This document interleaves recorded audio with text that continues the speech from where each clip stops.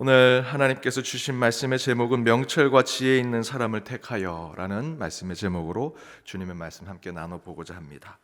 오늘 본문은 바로왕이 두 가지 꿈을 꿉니다. 미래에 대한 꿈이죠. 첫 번째는 살찌고 아름다운 소 7의 소가 있고 또 흉하고 파리한 7의 소가 있는데 흉하고 파리한 소가 그 살찌고 아름다운 소를 잡아먹습니다. 또 다른 꿈은 무성하고 충실한 7의 이삭이 있는데 가늘고 동풍에 마른 7 이삭이 그 무성하고 충실한 이삭을 또 잡아먹죠. 그것에 대해서 요셉이 그 꿈을 해몽합니다. 7년의 흉년, 7년의 풍년을 이야기합니다. 그 가운데 그 흉년이 더 커지기 때문에 미리 준비하라는 하나님의 뜻의 꿈이다라고 해몽을 하지요. 요셉의 답은 이렇게 7년의 가뭄을 어떻게 준비하느냐라는 것을 이야기하는데 그 답의 앞부분에 이렇게 이야기합니다. 32절과 33절 함께 읽겠습니다. 바로께서 꿈을 2번 겹쳐 꾸신 것은 하나님이 이 일을 정하셨음이라. 하나님이 속히 행하시리니 이제 바로께서는 명철하고 지혜 있는 사람을 택하여 애굽 땅을 다스리게 하시고, 그리고 34절 이하에 그의 어떻게 준비해야 되는지를 쭉 이야기합니다. 하지만 요셉은 32절, 33절에 먼저 그 꿈의 해몽의 중요한 점 2가지를 이야기하고 있죠. 그 첫 번째는 2번 똑같은 꿈을 꾼 것은 하나님께서 그 마음을 정하셨다라는 것입니다. 하나님이 꼭 그렇게 하시겠다라는 뜻이 그 꿈에 있다라는 것이고요. 따라서 바로왕은 명철하고 지혜 있는 사람을 택해서 그 꿈을 준비하라라는 것을 메시지로 주고 있습니다. 이에 바로왕은 그 이야기를 듣고 신하들과 함께 아주 좋은 판단을 하지요. 그리고 아주 중요한 결정을 합니다. 우리가 읽지 않은 본문이지만 그 다음 구절에 있는 말씀을 함께 읽어보도록 하겠습니다. 38절과 39절입니다. 함께 읽겠습니다. 바로가 그의 신하들에게 이르되 이와 같이 하나님의 영에 감동된 사람을 우리가 어찌 찾을 수 있으리요 하고 요셉에게 이르되 하나님이 이 모든 것을 내게 보이셨으니 너와 같이 명철하고 지혜 있는 자가 없도다.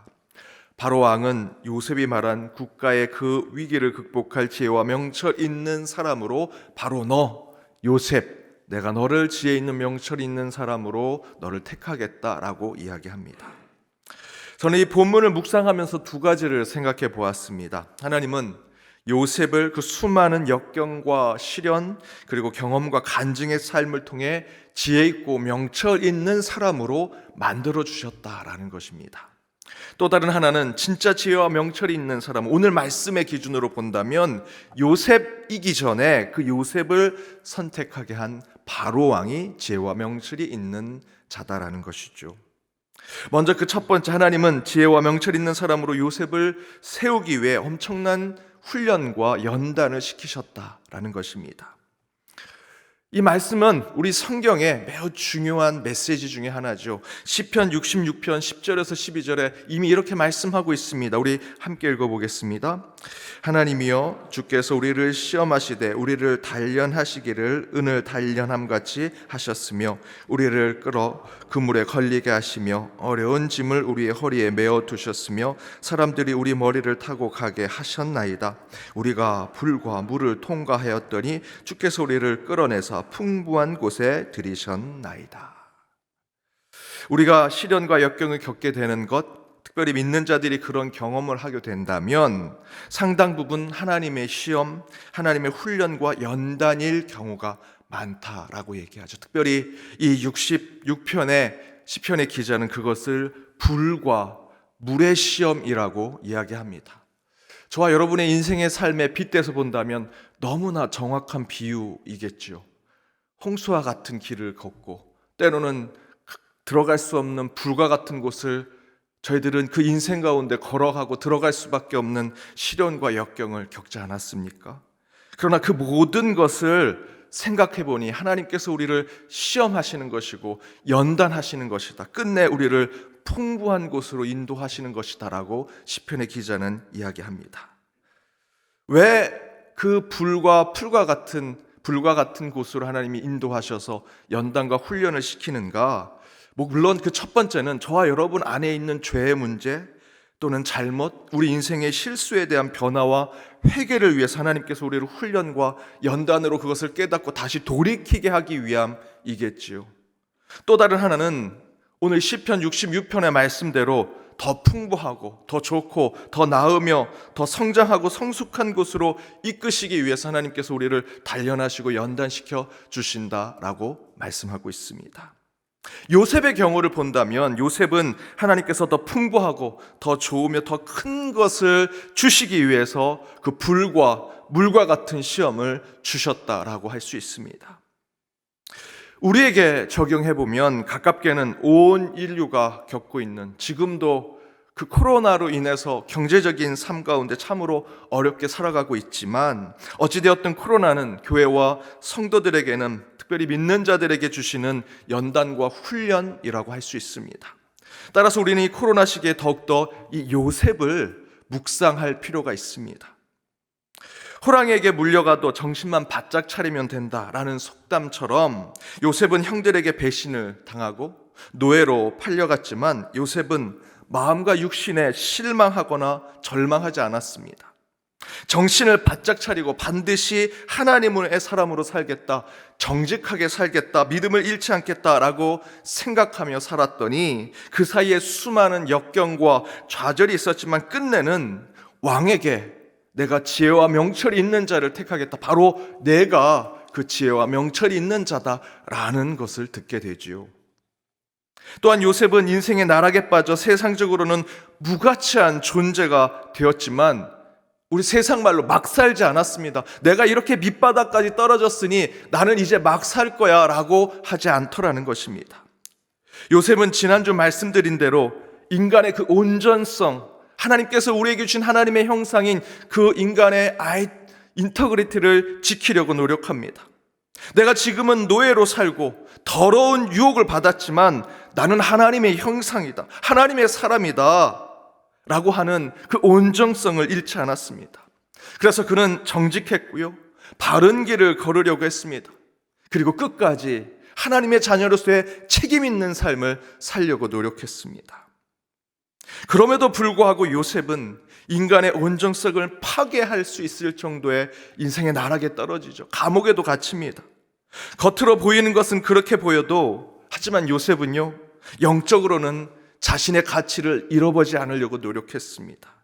그래서 끝내 하나님은 요셉의 그 훈련과 연단을 그가 묵묵히 이겨내고 지켜내는 것을 보시고 그를 인정하시고 그를 세워주시죠.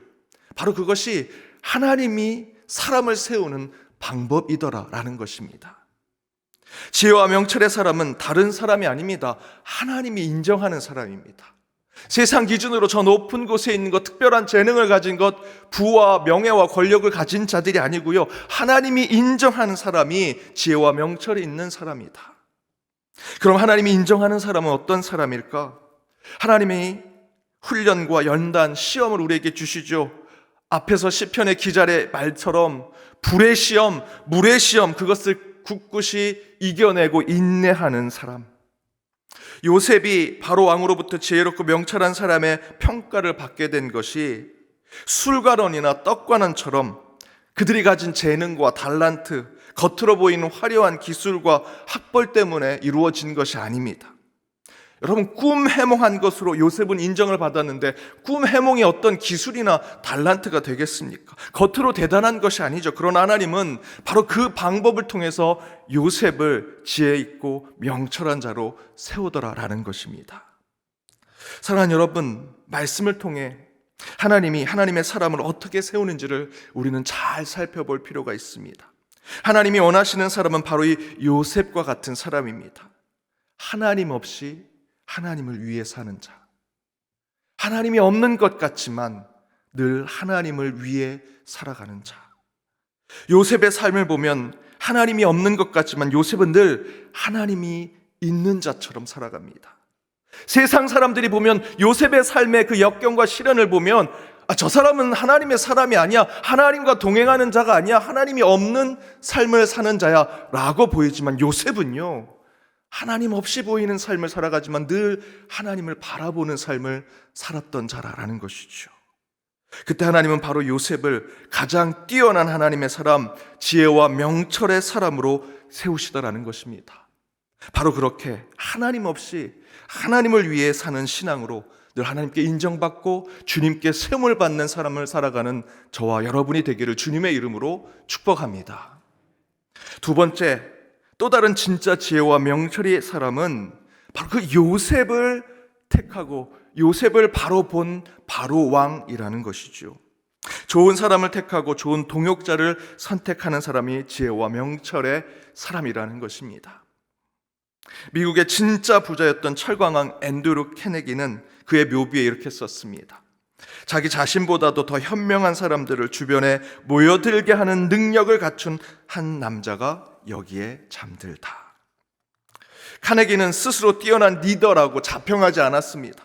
그는 스스로 자기보다 뛰어난 사람들을 주변에 불러 모으고 그들과 함께 일을 했기 때문에 성공했다라고 스스로 얘기합니다. 카네기의 성공은 카네기 자신의 달란트와 능력이라기보다는 그와 함께 일한 동료들, 주변의 사람들이라고 할 수 있습니다. 더 정확히 말한다면 그렇게 훌륭한 참모를 주변에 두게 된 그 카네기의 눈과 마음, 그의 선택과 결정이 그를 아주 부자로 만들었다라는 것이죠.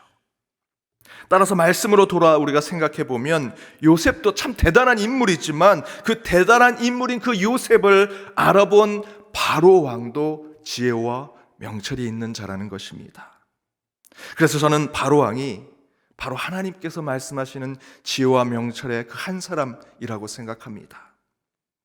사랑하는 여러분, 내가 좋은 사람이 되는 것보다 사실은 나랑 함께 일할 사람을 잘 택하고 그들과 함께 잘 좋은 일들을 동역하고 더 뛰어난 리더십, 더 좋은 삶을 일구는 자들과 함께 그 일들을 감당하고자 하는 마음을 가질 때 우리는 서로 지혜와 명철이 있는 하나님이 인정한 사람이 될 수 있다는 것입니다. 여러분은 어떤 명철과 지혜 있는 사람이 되시겠습니까? 요셉과 같은 사람이 되시겠습니까? 바로왕과 같은 사람이 되시겠습니까? 어떤 사람이든 하나님이 주신 지혜와 명철로 살아가 그 가운데 하나님의 응답을 이루시고 주의 길을 걸으시는 여러분 모두가 되시길 주님의 이름으로 축복합니다. 오늘 시간 찬양으로 함께 결단하며 나아가기 원합니다. 주님께서 우리에게 생명의 길, 구원의 길을 보여주십니다. 우리의 길이 되신 예수 그리스도, 그분을 위해 우리가 살아갈 때, 그 길을 걸을 때 우리는 주님께서 우리를 단련시키시고 역경과 시련 가운데 연단을 주십니다. 그러나 그 가운데 우리는 정금같이 나오게 되리라 믿습니다. 오늘 찬양으로 함께 오늘 말씀에 결단하며 나아가길 원합니다.